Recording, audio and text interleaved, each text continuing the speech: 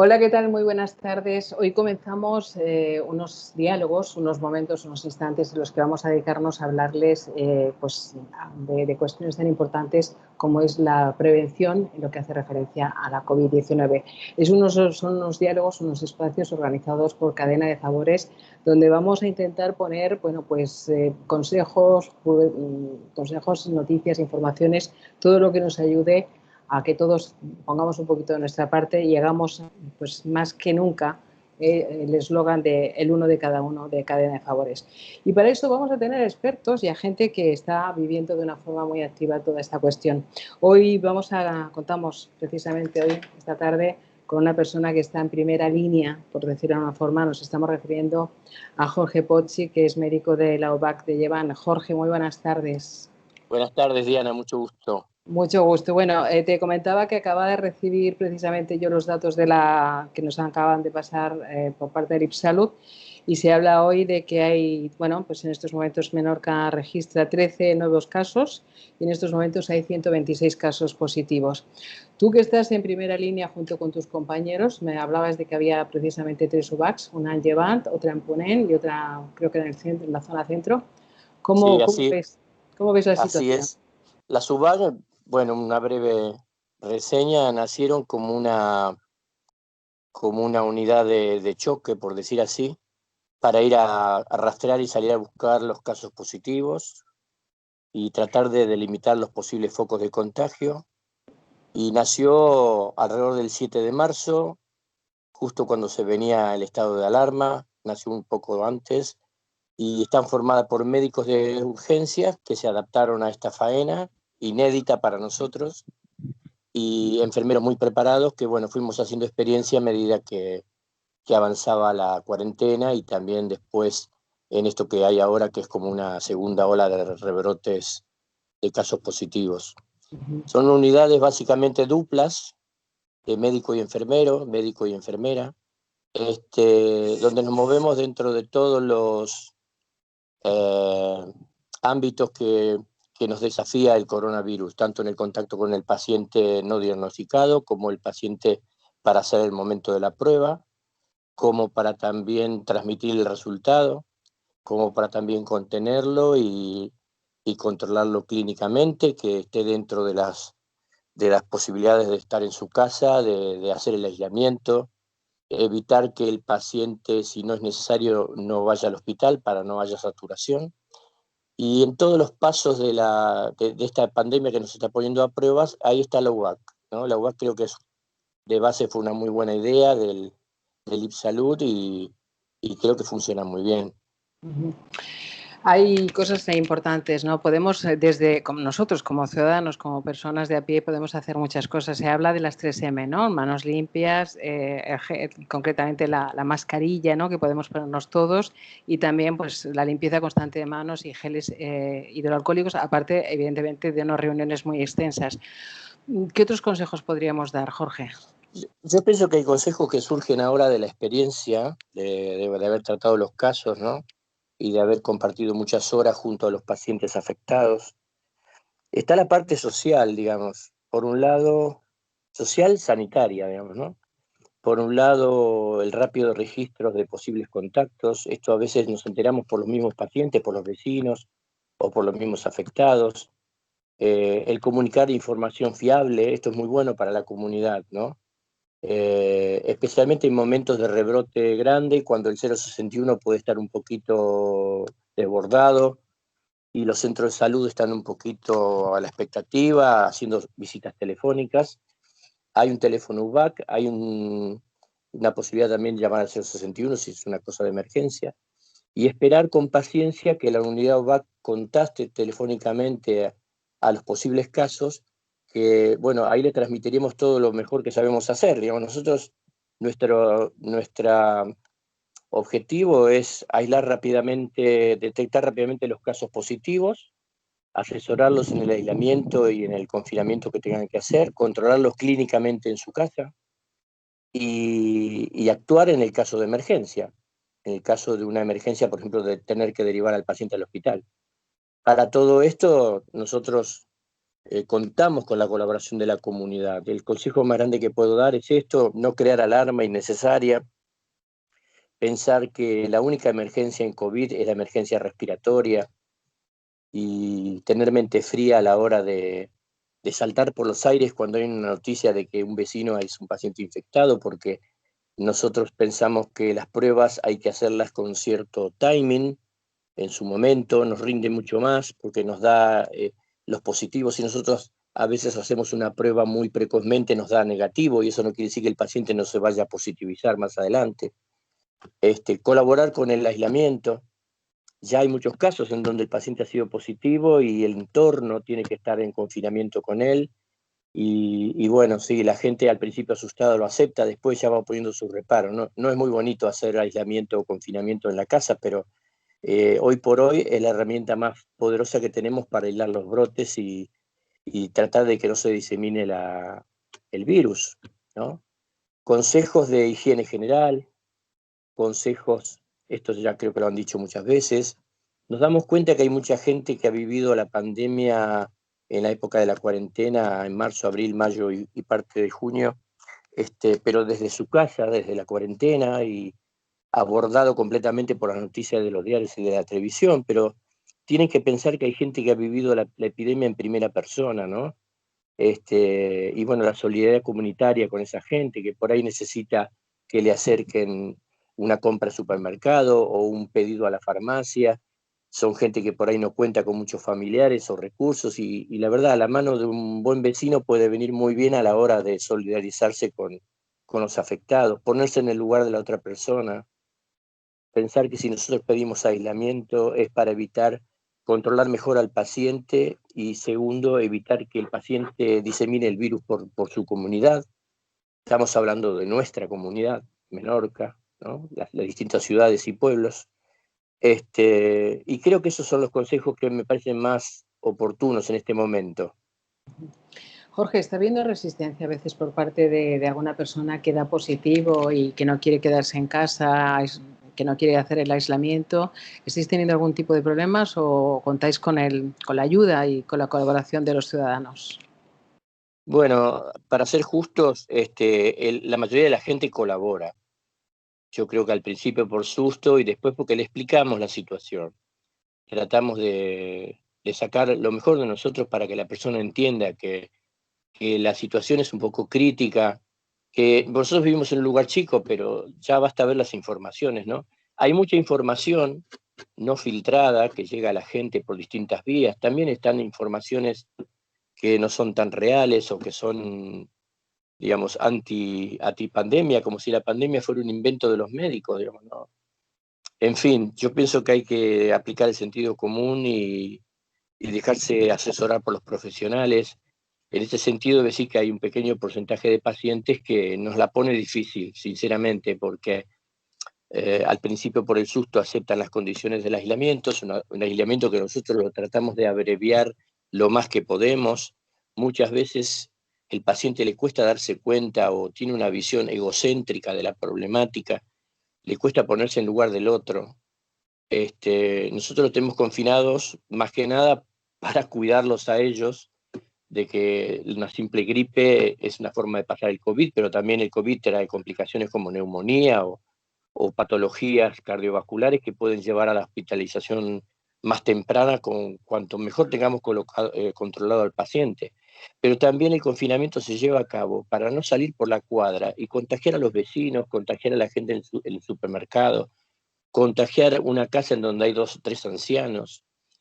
Quién sabe, la resistencia más grande que tenemos es en la gente joven, que no es una crítica hacia esa franja de edad para nada, al contrario, yo tengo hijos y tengo nietos, de manera que no es una crítica a la juventud para nada, pero sí nos damos cuenta que a los jóvenes no les acaba de caer la idea de que quizás ellos infectados van a pasar la enfermedad como una gripe suave o con pocos síntomas o sin secuelas. En cambio, su abuelo o su padre con patologías puede llegar a tener destino de UCI. Y a veces hay que hablarles con esa dureza, con esa franqueza, no es porque tengamos mal rollo, ¿no? Como dicen ellos, o porque no defendamos su libertad, pero lo que pasa es que el virus corre muy rápido por entre la gente joven. y nos encontramos con gente que no vive pendiente del móvil, pero a nosotros no nos coge las llamadas, tenemos que estar localizándolos por un familiar, vamos a controlarlos a la casa y no están. En fin, es un poco agotador o desmoralizador, Ujú. por decir de una manera, ¿no? Ya, bueno, vamos a intentar efectivamente que por eso estamos haciendo estas charlas a través de, como decíamos, cadena de favores para intentar concienciar y sobre todo eso, que es importante seguir las recomendaciones médicas una vez que se ha detectado precisamente un positivo y esa cuarentena. Uno de los métodos que más está, bueno, que se ha utilizado mucho es el hotel COVID. ¿Cómo está en estos momentos el hotel COVID? ¿Está funcionando? ¿Hay gente? Bueno, el Hotel COVID está con gente, por supuesto. Marcha al compás de los rebrotes día a día. Nosotros tenemos días que parecen semanas y semanas que parecen meses. Hay semanas de plena ocupación y semanas donde se vacía un poco, lo vaciamos, dando las altas que corresponde, para poder dejar disponibilidad para la gente que se queda varada. Especialmente nos ha pasado ahora en época de turismo, que hay gente que viene y a poco de llegar con su familia se enteran de que un conviviente dio positivo en la península. Creo que fue el efecto más común de este veraneo Ujú. problemático. Entonces, claro, a ellos al enterarse de que son contacto estrecho, positivo confirmado, nosotros tenemos que poner al grupo en aislamiento. Le tenemos que decir a una persona que vino de vacaciones, que quizá tiene pago su hotel, sus excursiones,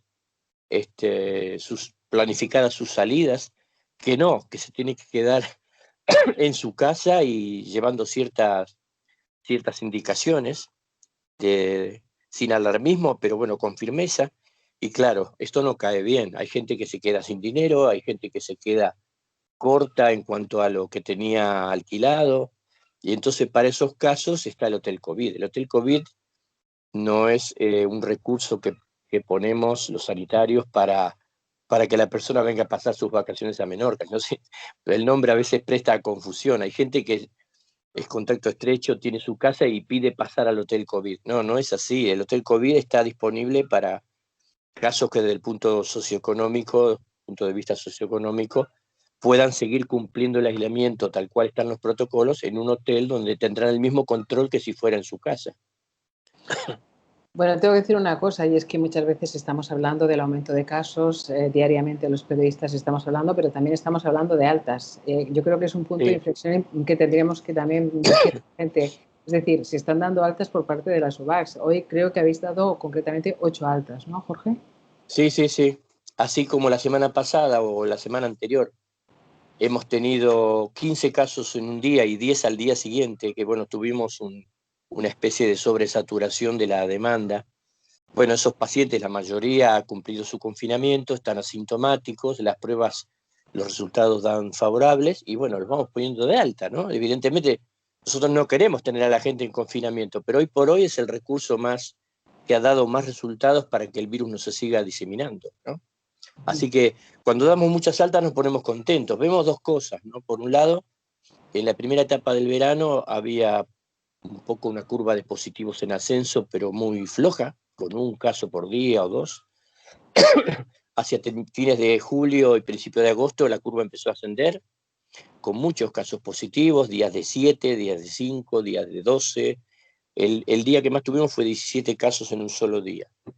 Y hemos tenido casos de 4 positivos a la vez en la misma casa, 8 positivos que salen de la misma barbacoa, que cada uno vive en su casa, por lo tanto son 8 casos separados que han salido de una sola reunión de amigos. Entonces, cuando salen esos casos, armamos los confinamientos, los supervisamos, los asesoramos y después vamos contando los días, creo que junto con los pacientes pobres, bueno, nos damos cuenta que al principio el virus se diseminó entre jóvenes, los casos de positivos eran jóvenes, permanecían durante el confinamiento asintomáticos, al alta estaban asintomáticos y en buen estado general, y prácticamente todos habían sacado anticuerpos, por lo tanto son altas como ideales. A medida que avanzó el verano ya veíamos que el aumento de casos traía también casos en gente no tan joven, ya empezamos a ver casos de 45, 50, 55, 60, y ahora estamos viendo también pacientes que tienen mucha patología previa, ¿no? que hace falta hospitalizarlos o llevarlos a un chequeo o atenderlos diariamente o 2 y 3 veces al día, al menos telefónicamente en la casa, o porque son diabéticos o porque son mayores o porque son pacientes oncológicos o posoperatorios. En fin, la variante es tan grande, pero creo que la curva no es solo un ascenso de casos, sino también un ascenso de la edad de los afectados. Y bueno, estamos tomando previsiones para las semanas que están por venir. Jorge, algo que también me parece importante es, bueno, el hecho, como tú apuntabas, en estos momentos hay 4 personas que están ingresadas en el Hospital Mateo Orfila, no hay afortunadamente nadie en la UCI, esos son buenos datos, por decirlo de alguna forma, y bueno, en esas estamos, y vosotros, como decías, pero me gustaría que, más que nada, sin alarmar, pero ¿cuáles serían, digamos, los casos, o sea, los síntomas que serían recomendables de decir, bueno, pues voy a llamar al 061 porque tengo estos determinados? ¿Qué sería? ¿Fiebre alta? No. La verdadera y única urgencia en COVID es la urgencia respiratoria.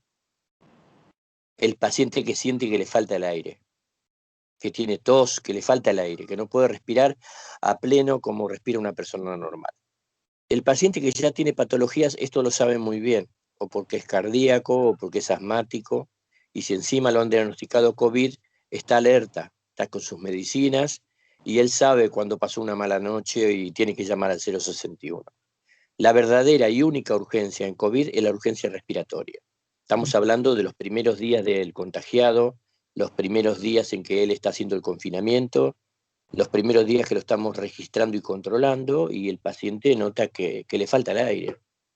Esta es la verdadera y única emergencia. Después todo lo demás, lo clásico, son síntomas que el paciente, bueno, ha escuchado, se alarma o lo siente, pero nosotros sabemos que son síntomas de segunda línea, ¿no? Lo característico, la falta de olfato, una tos seca, repetitiva, molesta, como si fuera una tos alérgica, fiebre, generalmente unas pocas líneas, 37,5, 37,8.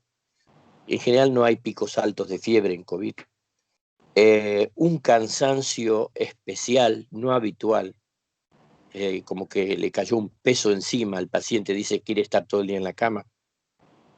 Estas son todas formas de síntomas moderados que tiene el paciente de COVID y en general arman un cuadro que se confunde mucho con un cuadro vírico gripal. Estos cuadros, en general, los controlamos, pero los mantenemos en domicilio, digamos, no son hospitalizables. Lo hospitalizable es, primero, que quizá tengamos que tomar la decisión de pedir una placa de tórax o pruebas al paciente. Lo segundo, si urgencia determina que por las pruebas tiene que quedar hospitalizado, en principio que quede hospitalizado en planta. Y de última, si no, si la situación se puede tornar crítica, ya lo pasan a la UCI, ¿no? Intentamos hacer una pirámide. Nosotros intentamos por todos los medios tenerlo en domicilio, contando con la colaboración de los familiares, del entorno y los contactos del positivo. La colaboración también del paciente, que no nos mienta los síntomas, que tenga habilitado el teléfono todo momento, porque es a él a quien nos dirigimos y lo llamamos. Y después, cuando llega al hospital, porque bueno, no hay otra, hay que constatar, hay que chequear, los médicos de ahí, del Mateo Orfila, se dedican exclusivamente, hay un box que se dedican con su equipo de protección y con las medidas necesarias de atender al paciente hasta lo último, con pruebas analíticas, radiografía tórax, para determinar la verdadera o posible gravedad del caso. Y en muchos casos mandamos pacientes al hospital por seguridad, pero retornan a su domicilio, digamos, y lo seguimos nosotros, ¿no? Jorge, hay un término que antes ni conocíamos, como era lo de las PCRs, y ahora es un término que utilizamos constantemente, no solamente en los medios de comunicación, los médicos, sino yo creo que en general en la calle. ¿Qué son las PCRs y aproximadamente cuántas PCRs se están haciendo en estos momentos en nuestra isla? Bueno, déjame contar que el 7 de marzo no hacíamos PCRs en la isla. Y los pocos casos que podíamos hacer, que teníamos reactivo, se mandaban a Palma. Es decir, no había equipamiento. Hoy sí, hoy contamos con un equipamiento de primera línea y se pueden hacer hasta 350 PCRs en el día. Y hemos tenido días de 260, 300 PCRs, pero, bueno, hay días de 60. Hay que recordar que las PCR se están pidiendo ahora incluso en forma preventiva a los pacientes que van a hacer algún método diagnóstico, una colonoscopía, una fibroscopía, una pequeña intervención, un estudio contrastado radiológico. Para todo esto se está pidiendo, para que ingrese a instalaciones del hospital, una PCR, que hay que hacerla 1 o 2 días antes del procedimiento. Los pacientes los citamos rutinariamente y los vamos haciendo. Y después están las PCR que nosotros hacemos cuando queremos detectar un caso positivo. La PCR es un método, es una reacción. PCR significa Protein Chain Reaction, es decir, es una reacción de la proteinasa, que es una enzima en cadena.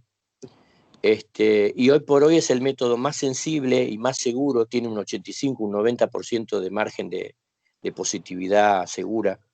Es el método que mejor nos llevamos los clínicos, porque es una manera de detectar el positivo y de marcarlo clínicamente en forma rápida. También es un método rápido para controlar a los contactos.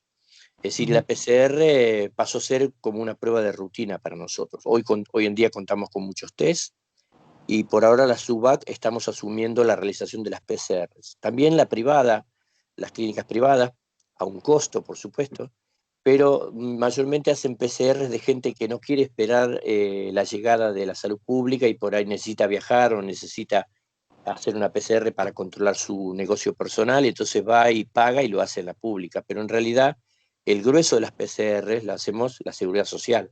¿eh? Es una reacción, es un test que, bueno, es simple, hay un palito muy finito con una esponjita en la punta que debe tener 1 milímetro, 2 milímetros, lo pasamos por la garganta, por la parte de adentro, de un lado y de otro, y después metemos el palito en la fosa nasal, con mucho cuidado. Se le puede hacer a niños pequeños, se le puede hacer a gente muy enferma, y lo que digo, es un método bastante asertivo, digamos, ¿no? A nosotros nos da mucha confianza operativa, y por otro lado, enseguida con la PCR detectamos cuando hay curvas de ascenso y cuando se viene el problema, digamos.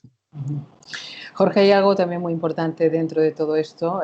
Tú decías, hablabas del 7 de marzo, y yo sé, me consta que desde el 7 de marzo, Jorge, tú y muchos de tus compañeros estáis ahí al pie del cañón, como decíamos. ¿Cómo lo lleváis? Porque habrá muchísimas historias personales y me gustaría conocer la opinión de vosotros, que estáis ahí en primera línea, aguantando el chaparrón, y a veces os aplaudimos, a veces os criticamos, hay un poquito de todo. ¿Cómo lo lleváis los médicos? Porque tiene que ser realmente agotador, ¿no? Bueno, lo llevamos creo que muy bien. Creo que el acierto no solo fue hacer la SUBACs, sino hacer la SUBAC con médicos experimentados. Porque nosotros tenemos mucha mente fría, somos todos médicos o especialistas o formados en el marco de las urgencias médicas, y tenemos mucha mente fría. Nosotros escuchamos de todo. Escuchamos la desesperación, el miedo, las dudas y también el apremio, ¿no? Porque claro, toda la gente ve esto desde su óptica, ¿no? Nosotros vemos panorámicamente el problema. Y esto creo que solamente en medicina lo da la experiencia, digamos, ¿no? Nosotros a veces parecemos impertérritos, pero lo que pasa es que es la única manera de ponerse a trabajar y que el trabajo sea productivo, digamos, ¿no? Nosotros nos conviene ver mucho a los pacientes, nos conviene hacer muchos test, y nos conviene coger el teléfono, que quizá es la mayor parte de nuestro tiempo, la dedicación al teléfono, hacer muchos llamados al día a todo tipo de pacientes. Nosotros hemos detectado pacientes, siempre me acordaron una anécdota, una doctora un paciente que todo el tiempo nos decía que estaba muy bien, que estaba muy bien, que estaba muy bien. Y lo escuchó toser por teléfono. Y le dijo, bueno, pero usted está con tos. Bueno, pero es una tos que, bueno, no es mucho, yo siempre la tengo porque soy alérgico. Bueno, la cuestión es que el paciente una semana después estaba en la UCI, ¿no? Afortunadamente, por una sospecha clínica auditiva, un paciente recibió el destino que tenía que recibir, es decir, en el hospital. Entonces, creo que la experiencia va de la mano del aplomo, y eso creo que es útil para lo que se busca con la UBAC. Nosotros somos unidades de choque, no somos unidades ni psicológicas, ni de contención anímica. Lo somos, sí, indirectamente, pero nosotros vamos a buscar resultados, tanto en el confinamiento como en los test, como en que el paciente tenga un buen pasar durante el confinamiento. Queremos llegar a buen puerto.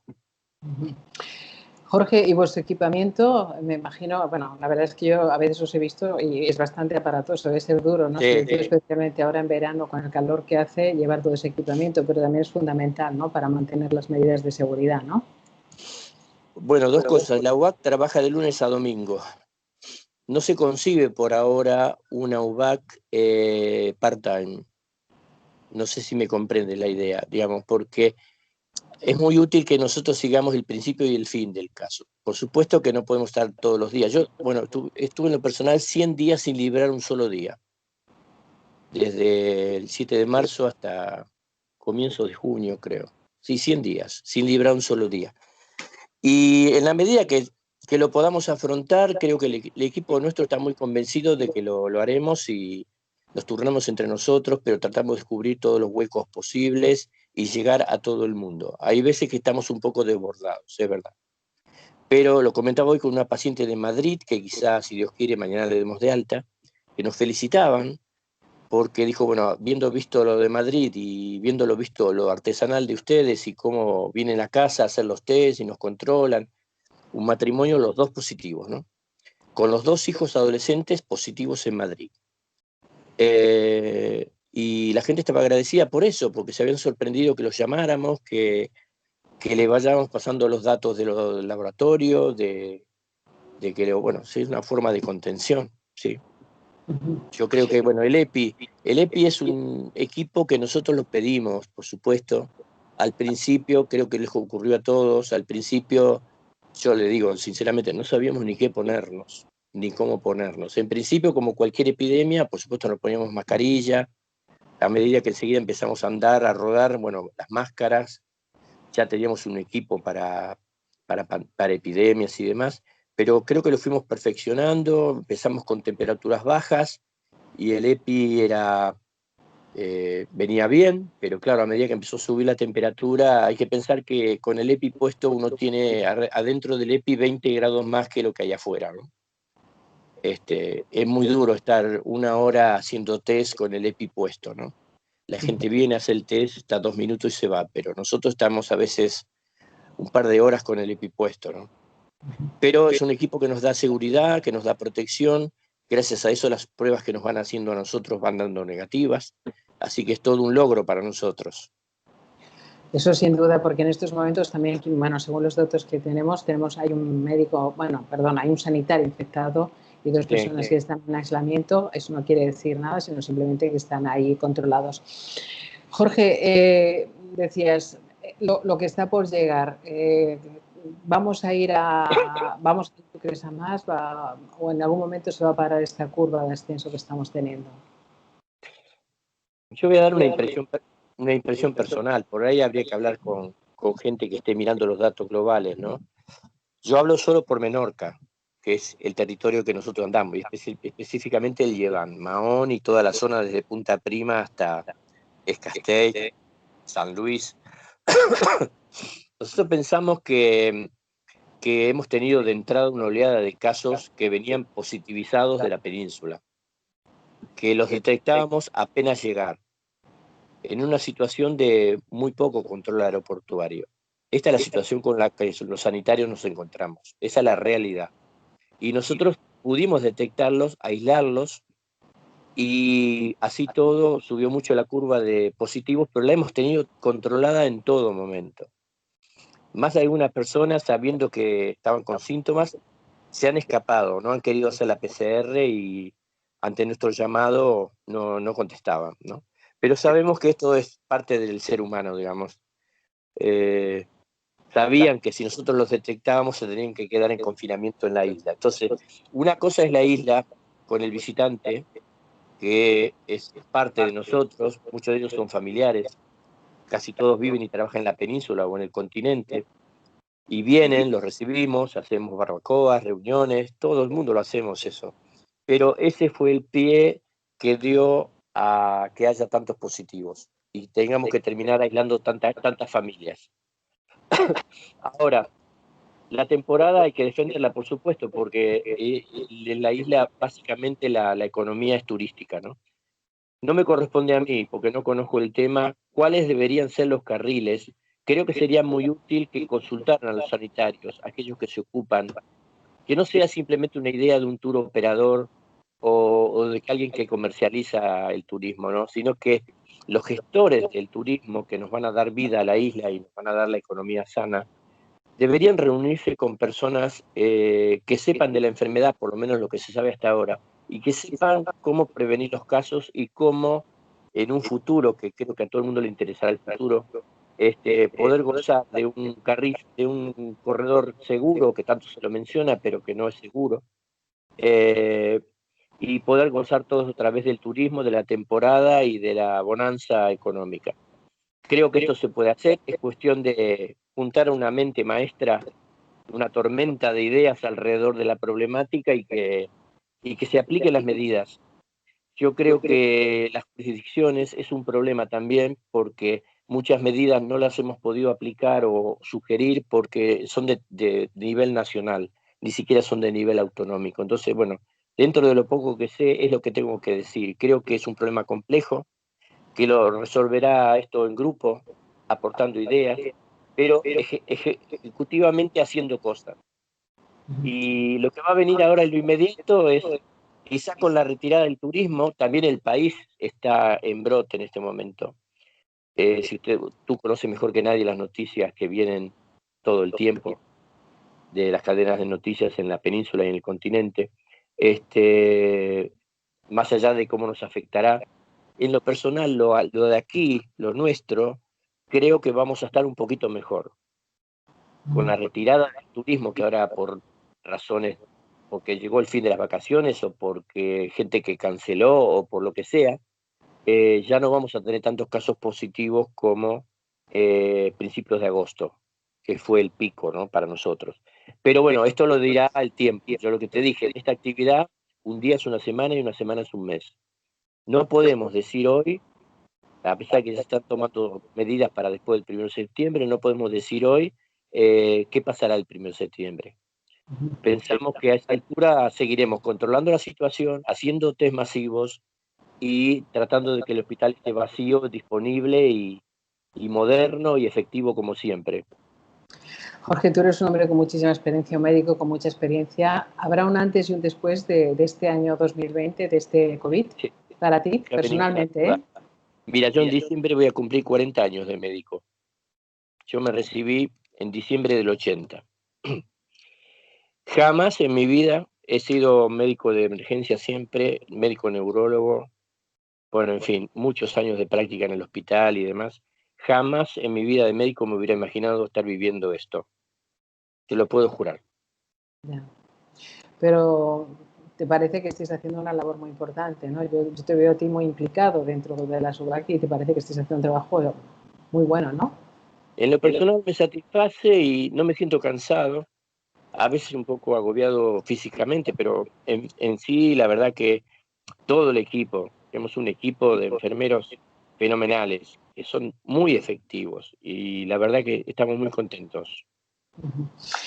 Bueno, pues Jorge, a mí me gustaría agradecerte desde Cadena de Favores el hecho de que hayas estado hoy aquí con nosotros, que nos hayas hablado tan claro, que conozcamos todos estos aspectos y sobre todo este testimonio de primera mano, estas recomendaciones importantes que tenemos que seguir todos, ¿eh? La utilización de mascarilla, que no pasa nada porque nos pongamos mascarilla, ¿verdad que no? Y también algo también importante, bueno, pues todas esas medidas de precaución y sobre todo evitar también reuniones sociales, etcétera. Jorge Pozzi, como decíamos, médico de la OVAC de Llevant, muchísimas gracias a ti y a todos tus compañeros. De verdad que sirva desde aquí, desde Cadena de Favores, que os rendimos un homenaje a todos y que os estamos muy, pero que muy agradecidos por la labor que hacéis cada día, como tú decías, de lunes a domingo, y un día parece una semana y una semana parece un mes. De verdad, muchísimas gracias por vuestro trabajo. Sin el Gracias a cual, ti y gracias por difundir y ayudar en la prevención. gracias, Jorge. Muy buenas tardes. Ya, hasta luego. Y nosotros nos despedimos, decirles que volveremos en otros momentos, en otras ocasiones, para seguir hablando con gente tan experta como Jorge Pozzi, para conocer otros aspectos, otras cuestiones que hacen referencia precisamente a la COVID-19. Desde aquí, desde Cadena de Favores. Muchísimas gracias y buenas tardes.